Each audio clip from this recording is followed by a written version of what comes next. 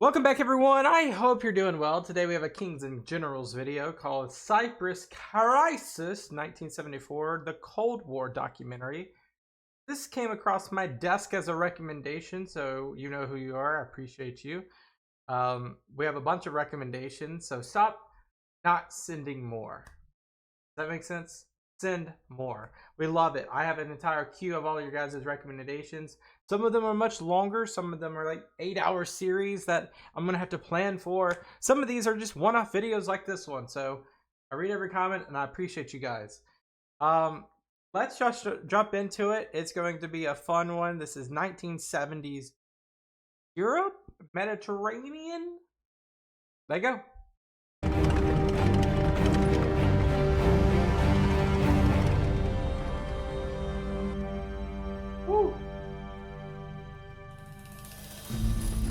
The strategic location of Cyprus meant that it saw constant invasions throughout its history. The Greeks, the Romans, the Arabs, the Franks, and the Turks all vied for it. In the They've had to pay tribute probably 1,000 times. second half of the 20th century, the island erupted into another war, with the local and mainland Greeks and Turks fighting a full-scale war in 1974. Welcome to our video on the Turkish invasion of Cyprus, also called the Cyprus Peace Operation, voted for by our patrons and YouTube members. If you're interested in the history of this era, don't forget to check out our second channel, The Cold War. The link is in the top right corner. Shout out to Wargaming and World of Tanks for sponsoring wide game that they report majority Greeks, a strategic real quick before we jump in-game goodies. Cyprus. Yeah, Cyprus is just strategically located right off the coast of Syria and Lebanon, Turkey, whatnot. I'm pretty sure about half of it is independent and about half of it is Turkish. And I think the mountainous range that you see there kind of in the middle is the split here. But Cyprus has had to pay tribute for pretty much whomever has invaded them continuously in the last 2,000 years. It's a different story today, but we'll see what happened in 74. A strategic island in the Mediterranean Sea, inhabited by a majority Greek and minority Turkish population, had been ruled by the Ottoman Empire since 1571 up until 1878, when Britain took control over it and formally annexed it in 1914. Of course, who else but the British Empire? Cyprus was under British control until 1960, when the island proclaimed its independence. But the process leading to the independence of Cyprus was far from peaceful. Greek and Turkish communities had different plans for the island, and the British had to find a solution which would keep both sides content. Greek Cypriots wanted unification with Greece, enosis. Their strongest organisation was AOKA, which sought to achieve independence from Britain first and then to unify with Greece. They're kind of like piggybacking off of a already independent movement and just jumping on board. Turkish Cypriots wanted the partition of Cyprus between Greece and Turkey, the plan which was called Taksim. The most prominent organisation of Turkish Cypriots was TMT. Intercommunal Greek-Turkish violence in Cyprus was regular in the 1950s to 70s, and the Constitution of Cyprus, approved by the Zurich Agreement between Turkey, Greece and the UK, did not bring peace to the island. According to the Constitution, the President of Cyprus was to be a Greek, elected by the Greek community, and the Vice President would be a Turk, elected by the Turks. That's interesting. Both of them would have veto power. But you still have a Greek authority over Turks, so I can see why they wouldn't really do that. 30% of the cabinet ministers and state officials would be Turks, and both communities would have high autonomy from each other. The Turkish, Greek, and British armies had military bases on the island, and were the guarantors of its independence. Greek Cypriots were unhappy with the privileges provided to Turkish Cypriots, and a number of times in the 1960s, violence erupted. In 1963, The violence resulted in the death of 364 Turkish and 174 Greek Cypriots, the destruction of 109 Turkish Cypriot or mixed villages, and the displacement. Villages? Not houses, but villages? Dang. This just shows you how much history there is. I've never heard of this. Of 25 to 30,000 Turkish Cypriots. At the time, Turkey was on the brink of invading Cyprus to protect the Turkish population, but a US diplomatic intervention and direct talks between Turkey and Greece calmed tension down a bit. By 1974, the Greek Cypriot leadership under Makarios cooled down on the necessity of enosis, but Greece, ruled by a military junta, promoted enosis and cooperated with local pro-enosis forces such as AOKA.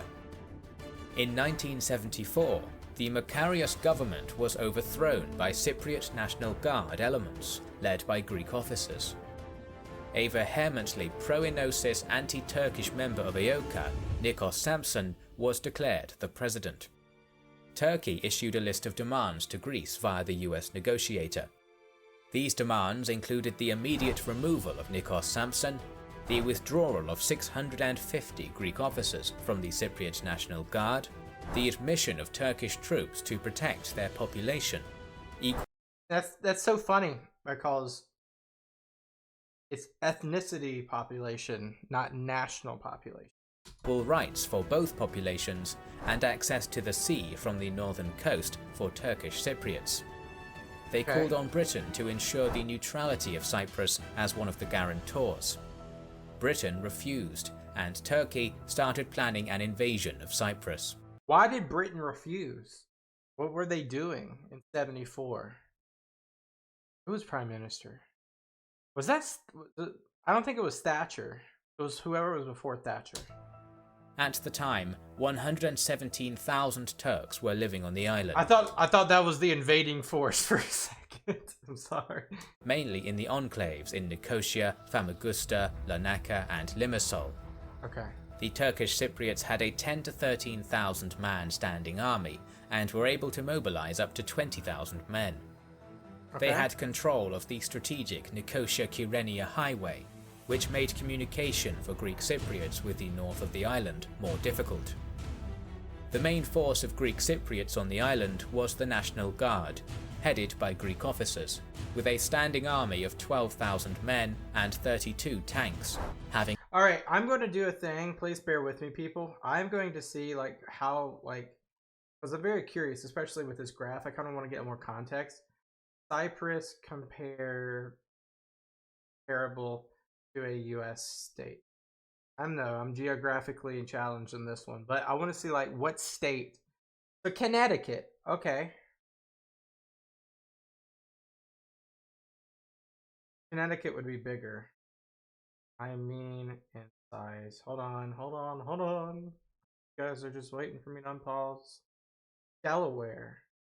It's like between Delaware and Connecticut. Okay. Makes a little bit.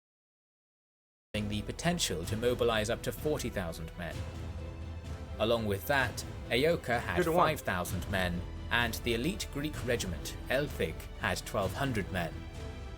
The plan of the Turkish army, Attila I, was to land in Kyrenia and secure territories, including the Turkish enclave near Nicosia, Gionyele. That would be a demonstration of force, and there was hope that a diplomatic solution would be possible after that. If not, the Turks would press on to secure the northern part of Cyprus up until Famagusta. The Turkish army was confident of success, since they considered themselves to be dominant in the Mediterranean, on sea and in the air. A naval armada of 5 destroyers and 31 landing ships would carry the amphibious forces, while the Air Force would drop paratroopers and supplies and provide air support for the entire operation. This is a full-on operation. They ain't playing around. Turkey deployed 40,000 men and 180 tanks during the confrontation in Cyprus. Greek Cypriots had the Aphrodite plan, which aimed to swiftly attack Turkish enclaves in Cyprus as soon as information about a Turkish invasion arrived, in an attempt to prevent them from connecting with these enclaves. On the 20th of July 1974, the Kakmak Special Strike Force Landing Brigade, 1 battalion of the 6th Amphibious Infantry Regiment, the 50th Infantry Regiment, and 1 company of the 39th Divisional Tank Battalion, 39th Infantry Division, the whole force consisting of around 3,000 troops and 12 M47 tanks, landed unopposed in Pentamili, a few miles from the main port of Kyrenia. 2 Greek Cypriot motor torpedo boats, the T1 and T3, attempted to make the landing more difficult for the Turks, but were destroyed on the morning of the landing. The first land attack by Greek Cypriots was made at 10 AM by elements of the 251st Infantry Battalion, supported by 5 T-34 tanks. The Turks managed to repel the attack, disable all 5 tanks, and advance. This is not looking for good for Greece already. And I would be wondering, they're so close together, Turkey and Greece, like the sovereign nations, the sovereign original land of the both. It's not a proxy war, but this is an intersectional war, meaning this is a positional place that they are fighting. I'm guessing they didn't try to attack each other besides the land area itself. An attack by elements of the 281st, 316th and the 286th Battalions, led by National Guard Staff Officer Lieutenant Colonel Bufas, initially forced the Turks to retreat, but eventually the Turkish 50th Infantry Regiment was able to regain the lost ground and force the Greeks to dig in. Elsewhere, near Nicosia, by the Turkish enclave Gönyeli, the landing of Turkish paratroopers was disastrous, with more than 90 of 120 men losing their lives. 550 men and 20 tanks of Eltvik began the siege of Gönyeli, which was a strategic point on the Kyrenia-Nicosia road, cutting the island from the north to the center. Turkish Cypriots were prepared for the siege and heavily fortified the area with defensive and anti-tank structures. They were able to repel the initial Greek attack, and the following counterattack by the 399th Battalion inflicted significant damage to the Greek Cypriots, with at least 4 of their tanks being destroyed in the process. On the 20th of July, the Greek Cypriot forces attacked the Turkish Cypriot enclaves at Limassol, Paphos, and Agaita Nicosia with different levels of success. This is such a weird one because there's enclaves, like he says. They are spread out across Cyprus. This just makes it just all that more difficult, kind of like come in at certain areas and not, you're not gonna, I'm assuming they're not going to fly over the entire island.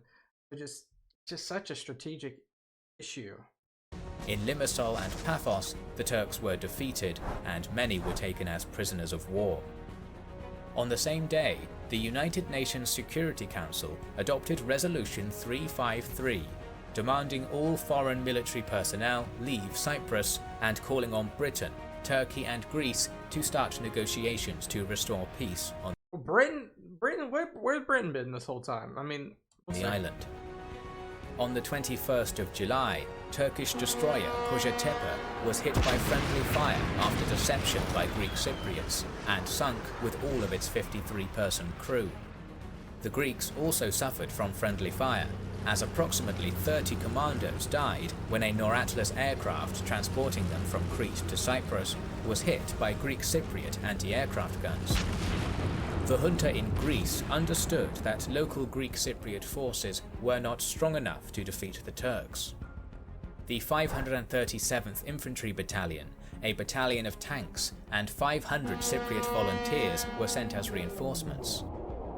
In the morning of July 21st, all Turkish enclaves in Limassol and Larnaca were taken by the Greeks.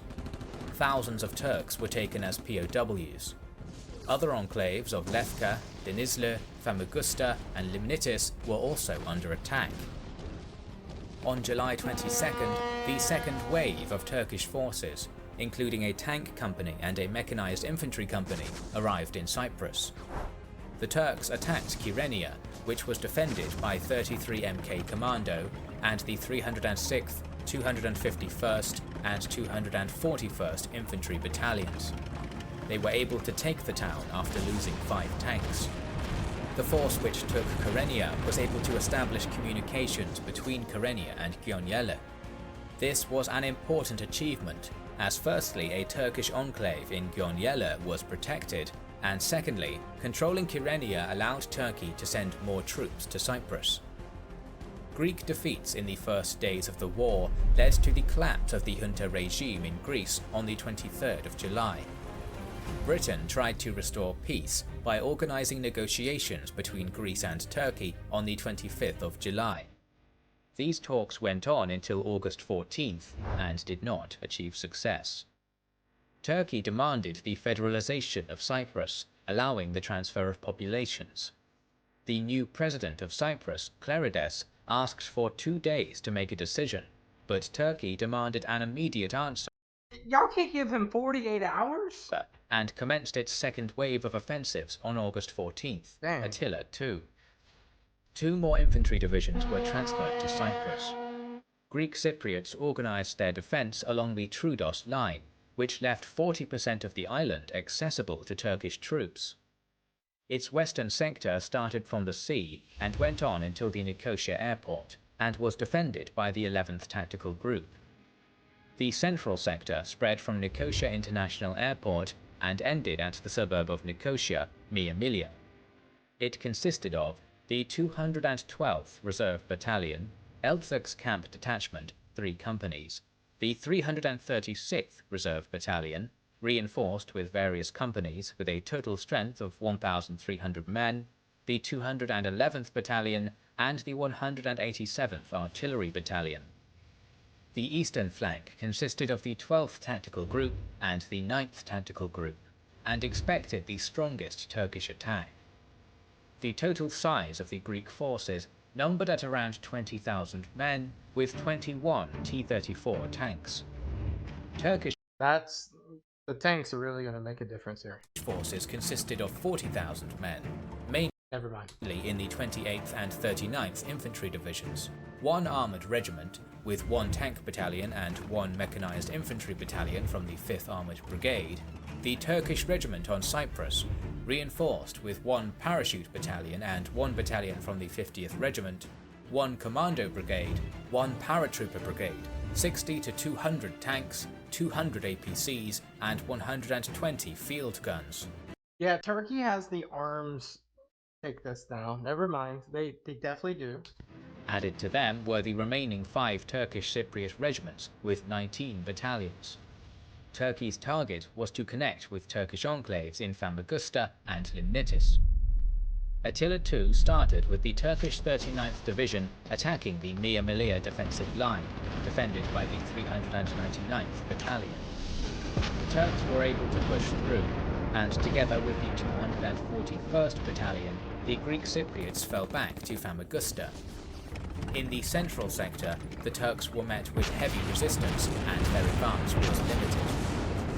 On the 15th of August, only 341st Battalion with 3 T-34 tanks resisted the Turkish advance, while the rest of the 12th Tactical Group retreated to Larnaca.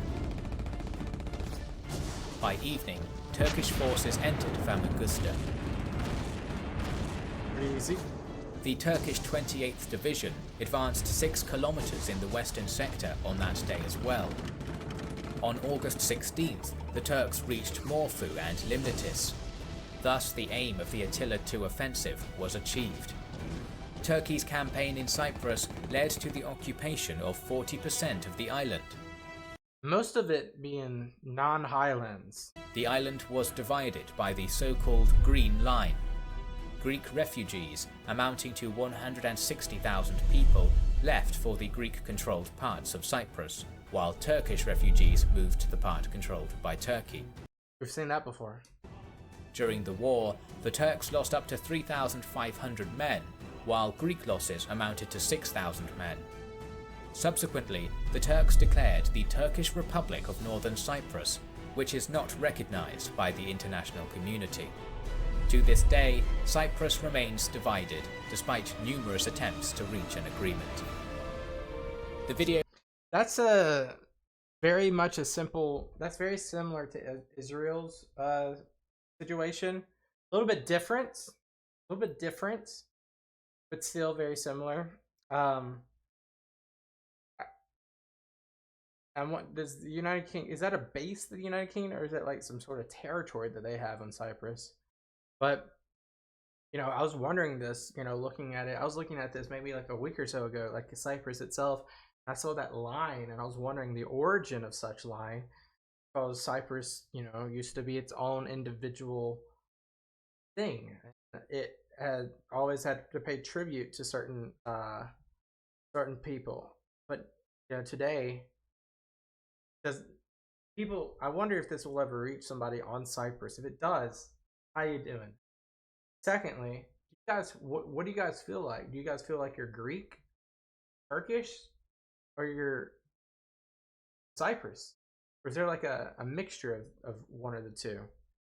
I wonder. And how is the tension between Turks and Greeks today, especially on the border side, the border towns of this island? Fun stuff, guys. This was interesting, eye-opening. I learned a little bit. Hope you did too. I'll see you guys in the next one. Make sure you leave a video recommendation. It's out. Bye-bye.